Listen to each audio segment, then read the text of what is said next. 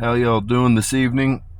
I just got on here. I'm just gonna wing it, talk about several different things. You know what I mean? They're going on in the world. I don't really have anything planned out, so there might be some ums and hus and pauses, but we're gonna get through it one way or another. It's been brought to my attention. A lot of people are focused on predictions I've made. They're not predictions per se. Now, when I open a timeline, timelines are fluid. They're not set in stone. And I'm telling you this because it's relevant in something I'm going to be speaking about down the road in this video. There's a fluidity. Now, I can speculate as to a time frame that might happen, but there is a fluidity involved. Now, there's a point where things become set in stone. So many things have to fall in place, and that becomes a locked-in timeline. And so, again, sometimes when I'm looking at timelines, they're locked in. Sometimes I'm not looking at things locked in. Now, if it's something that has happened in what we would call the past, okay, that's locked in. That's set. That is set in stone. And so, now, when you have that information, for instance, you can derive or speculate as to somebody's patterns. Everything is patterns and synchronicities in the world. So if I see that your patterns exist in such and such a manner, being repeated in your timeline, then I can speculate and say, well, if this emerges or something pops up similar, for all intents and purposes, this is a pattern. So this person's going to do such and such act or whatever it might be. And so that's important to how this works. Now, there's times when I open timelines that I'm seeing things replayed or recalled that I have already experienced. But that's not what I'm actually normally doing. That tends to be like when I'm put into a position of go left or right, like there's a decision to make, or say there's a threat, an imminent threat. If I've seen it play out, I know which door to take. I know which left to take. I know which right to take. I know how to evade the danger because it's already played out. I've already seen that moment.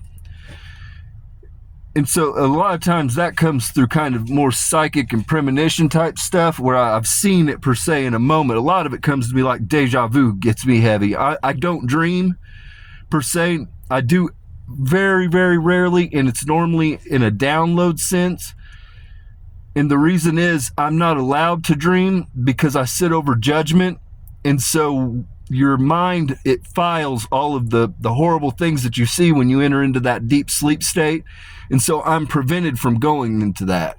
I'm prevented from dreaming, basically. And so I very, very, very, like I can count them on a single hand how many dreams I actually have per year. And normally they're very fleeting. It's very short stuff.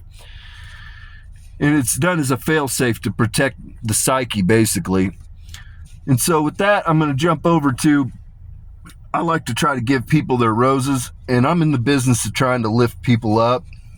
There's a content creator. I know her name. I'm not going to give you her name per se. I'll give you her tag or her name on whatever the hell. I don't know. I'm not tech savvy, but it's SMB31287. And I think her channel's a newer channel, but she's got a positive message. She's an uplifting person. I recommend you all go check her out. I like her content, and so I'm going to try to lift her up. And so with that, this is going to get way off the beaten path here, but people pull people through for me from time to time, and it's, you know, you guys could take it or leave it. You don't have to believe me. I don't care. I'm going to sleep and go home the same way, you know, whether you fucking believe me or not. So I had had a long discussion with AOC about about the blueprint and how to win the 2028 election and roll into the 2032 election where I'll be running. And, you know, everybody knows AOC has a lot of gas, by all means. She's been there for a minute. But when you talk about gas for the Democrat Party, you're talking about Nancy Pelosi. Nancy Pelosi and Chuck Schumer and Bernie Sanders have that fucking gas. Those are the three powerhouses there. And so I talked to AOC one night, and she was in agreement. And so then the following day, I woke up and I was doing some work in my bedroom, and because I've been remodeling. And anyhow, next thing you know, I've got Nancy Pelosi in there with me. It is a weird deal because in my house, I rarely speak because I know that the government's listening. They've got drones around here all the time. I've got cameras off in the woods. I've got all kinds of shit going on here. And I know they're there. I can simply go out. I'm so sensitive, I can go out and put my hand out, and just like radar, I can track them down. And so I can find the people that they've got around here. I mean, I can sense a heartbeat in my hand 800 yards away. And so I know when people's presence enters. When you come in my vicinity, my field, I know when something's there. Like, there's no way to cheat it. There's no way to lie. And so she pulls through Nancy Pelosi. And it was a weird deal because I got told to sit down. And like when Jesus or God, they walk with me. And so they can take over. They can go on autopilot, and they can move my hand or whatever, make me sit down. So they have me sit down. Well, then they had me take my phone and set it right next to me. And, I don't ask questions. When I'm told to do something, I just fucking do it and hope for the best.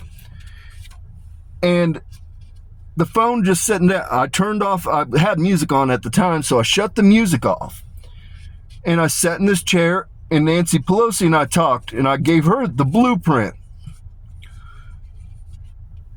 And you guys are crafty. You're fucking crafty. Because I never speak out loud. I communicate telepathically, basically. That's how my orders go out to the Elohim. I send out the bells, whistles, and tones. And to people, I just speak. I just plant seeds, man. And, but God told me, speak to her. And that was really weird at the time. And I didn't even think about it. And I said, well, maybe, because sometimes some people that come through, it depends on your level of ascension and your level of consciousness, what you're capable of. Some people, for instance, can actually physically view me in the field. Some people can't view me. Some people can only hear me in the field. Some people can't hear me. They can only view me. There's all different manners and levels to it. So I just assumed that maybe there was something lacking and she needed to hear me, or I needed to talk. She's also older. So hell, I didn't know. Maybe she's not even able to get the telepathy. I don't know. So I'm just sitting there talking, having this conversation with her. And it all came to me today. You guys have my phone tapped and hacked. You guys have those fucking radar things that you read my damn windows with and try to pick up communications, but I never talk in my home. You guys tapped into my phone and listened to the actual blueprint as I was telling you. Y'all are fucking crafty. You're crafty. I didn't even see that one coming. You guys got the drop on me on that one. I'll give you that one. But won't happen again. Won't happen again. Hell no. But yeah, I know what happened there. I definitely do. So now with that, I'm not mad or shitty or anything. I mean, we did what we had to do to get the message across. So I'm glad that, whatever. I'm on board. I'm the man with the plan. I got the blueprint. I know how to get her in there in 2028. AOC, I'm your motherfucking guy. You already know the metrics. You've already told me. You already know my Q factor. You already know all of it. You've already